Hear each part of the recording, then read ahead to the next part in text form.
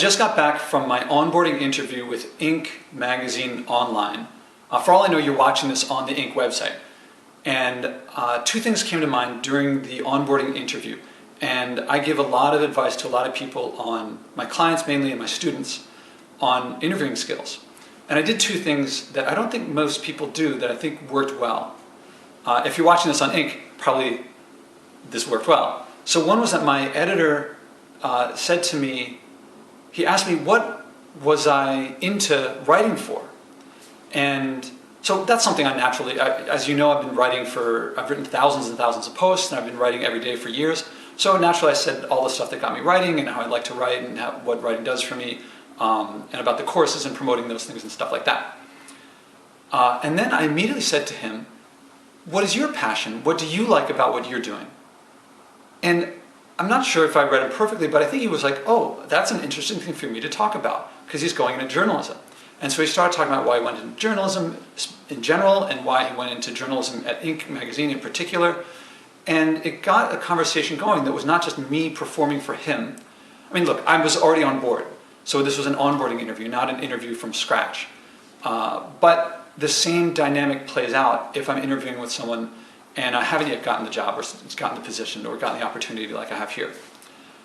And so it's a two-way dialogue. And we're talking not just about like the research that I did to find out about the place, but also two people. And I'm going to be working very closely with him for several months at the beginning, maybe longer. And so that was, it's a nice dialogue. It's a nice conversation about important things that matter to each of us. We connected on a few things. Later on in that conversation, I had the chance to put into practice something I just advised a client about. My client was the last of two people for a position, and they had chosen him over the other, and now he was entering in negotiation. So salary was the big topic of negotiation, but there were others as well.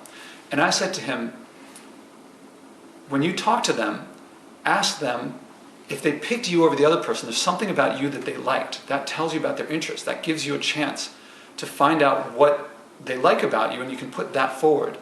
It'll help you with the negotiation for one thing, but more importantly, I think if you choose to work there, it'll help you with the long-term relationship with there. And that's what to me is most important, the relationship you have with the people that you work with.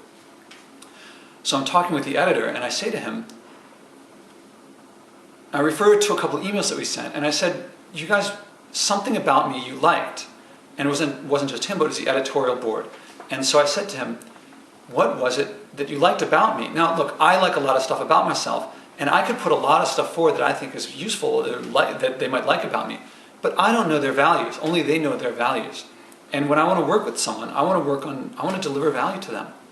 So I wanted to deliver what they consider valuable. And I think that's going to give a better working relationship. But more importantly, I think it's going to give a more productive, effective, and enjoyable personal relationship. And so he told me the things that they liked about me, the things that, let's see, the first was what I wrote about. They asked me for writing samples, and so I sent them writing samples, and they liked what I wrote. Actually, specifically, he said you had strong writing skills or talent. And I thought to myself, I should ask him what strong meant. Does that mean lively, engaging, informative? I'm not sure, but I got to start on that.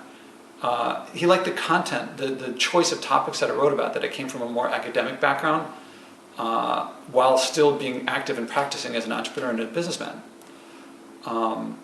He liked the consistency with which I wrote. That's very important. They have deadlines, and so I made those deadlines. Anyway, these are details about the answers. But again, look at the type of conversation that came out of it, that I led into the conversation of asking them what they found valuable about me. It's important to find out what other people's values are, because you can deliver on that. There's a lot of different things I could deliver on. One of the things that are going to make the relationship work.